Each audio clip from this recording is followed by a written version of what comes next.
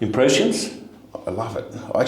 So I've been here 3 days and I feel like I'm on a holiday. I wow, I was sitting in the bakery there this morning having a coffee and I just felt like I was just nice and relaxed and I was on a holiday. So I actually wouldn't mind staying here a bit longer, but I've got to go back.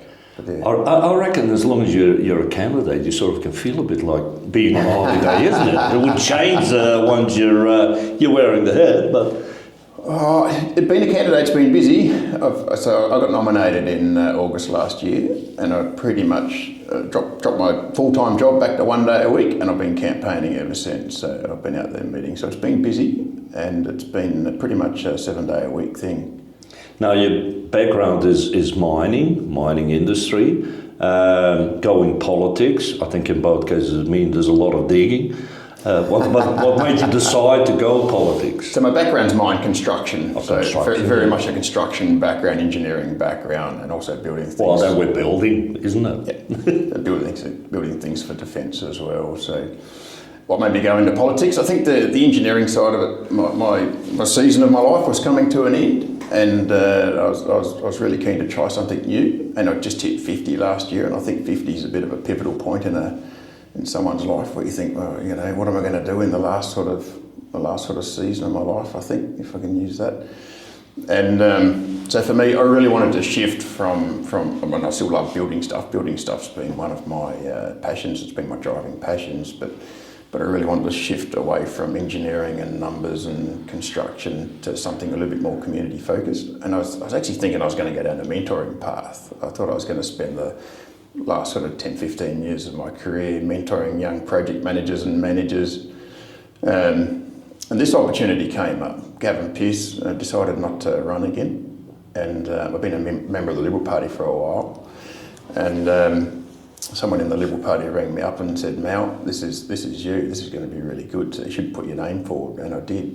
And it feels good. I'm really enjoying the people side of it. And that's what I needed. I needed less management, less engineering stuff and more people-y stuff in my life. Is it hard in a way when you must know this too, that when you enter politics, you have a lot of ideas, a lot of plans that you like to do, and then the moment you walk into that Parliament building, you're new in the job and it's almost like, no, is anybody listening to me? You worry about that? Or? No, I don't think so, because I've spent a lot of time in senior management roles, and I think you go into those roles wanting to change the world. As an engineer, you come out of university wanting to change the world, and you gradually realise you've got to, just take your wins in small increments and change what you can and be realistic about what you can actually influence. Yeah. Now, I know from Gavin Pearce, interviewed him quite a few times too. I think one of the biggest turnarounds for Gavin has been that once you're in government, you can be part of decision making. Now, this last term is on the other side, being in opposition. You worry about that once you're in opposition, your role is very different than, say, when you're in government? I don't know that I worry about that. I'm looking forward to being back in government again. I definitely think, for me anyway, I've always been a Liberal at heart, and I feel like for me Australia's a better place when there's a Liberal government there, so I think, so I'm looking forward to having a Liberal government back in. But I'm not worried about, I'm new to the political thing anyway, so a bit of time in opposition probably wouldn't be bad for me to find my feet and find my way, but that's not what I'm wishing for. I'm really hoping that we get a Liberal government back in Canberra. What is your preferences like in a portfolio? Is it construction? Is it mining? I'm not looking for a portfolio, so I'm actually, this might surprise you, but I'm not actually a hugely ambitious person. My ambition is more I actually enjoy helping other people. So even in my career, I've enjoyed helping other people along in their careers than I've actually enjoyed my own career. What I've done in my own career has been somewhat accidental along the way, surprisingly, rather than by plan. So I don't have any aspirations for a portfolio. I'd actually like to be focused on the community. But isn't that one of the hardest bits being in politics is helping other people, but there's never enough money to help everybody and fulfill their wishes. There's always that balancing act, isn't it, in politics? Well, I think everything in life's a balance, isn't it? So I think that you do have to find that balance. You do have to. It's a bit like when you're parenting your children. And I've got a 27-year-old son, and you've got to know when to say no and when to say yes. So I think everything in life's a balance, and you've got to really decide what's worth fighting for. And when you decide something's worth fighting for, you've just got to go for it and fight for it. Like you said, been here a few days now. What did you observe? Like, what do you hear from people? Where do you think that a federal government could do more for King Island, or better, or less, or? So the three main issues on the island are logistics. So we're getting that message very strongly. So I've just spent a couple of days travelling around with the Premier, and it seems Jeremy's very well liked on the island.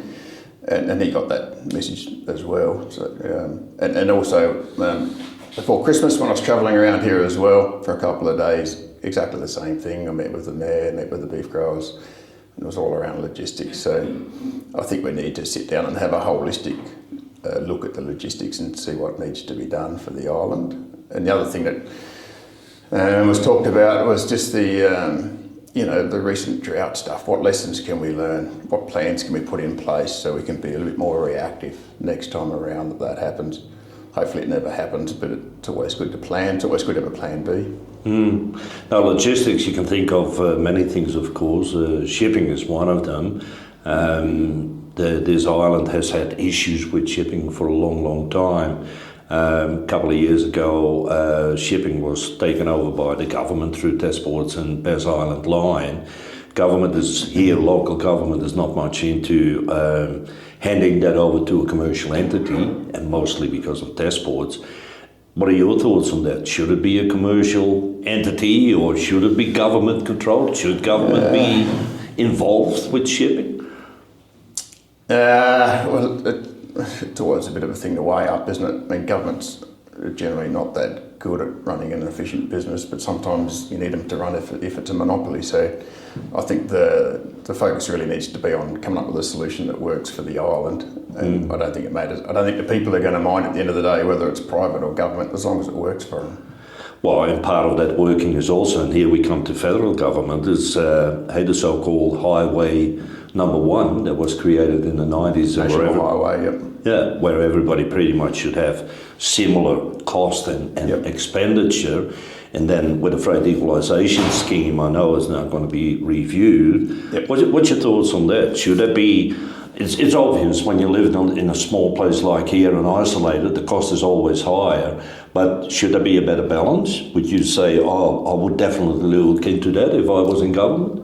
I think that's already happened. So I think they've gone through a Senate inquiry for that, and there's been some recommendations made. My understanding is that everyone's happy with the recommendations. We just need to wait and see whether they're going to be adopted. But yeah, the Tasmanian Freight Equalisation Scheme should be reset. I think it's been a while since it's been adjusted and rebalanced. Elections, when do you think? April 12th. Is that your date, or is that your guess? That's my guess, and I'd like it to be the April 12th, because April 13th is my birthday, and it'd be a good birthday present. Well, yeah, I guess it depends on the number of votes, of course. Yeah. But, why should I vote for you? Good question. So my number one thing is, and I'll give you a good answer now. But I've spent 35 years in the industry, and I've had a really good run with opportunities. And I started off. I grew up in Latrobe, went to Latrobe Primary High School, and I've had some really good opportunities on the northwest coast. And I'm passionate about providing those opportunities for the next generation. So a bit like the problems you've got here on the island, to have enough opportunities so people don't have to leave, people can stay and get married, have families, and have good careers and buy houses. I had a really good run out of the system with that, and I'd love to help the system be sustainable so other young people coming through the system can have the same experience. Because when I come out of high school, I remember very, very vividly the recession that we had to have, and we lost, a whole generation of people came out of high school and had to leave Tasmania. I don't want to go back to that. I really want to make sure that we've got the settings right so people can stay in Tasmania and have good lives. It's a great lifestyle there. Thank you for your time. Excellent.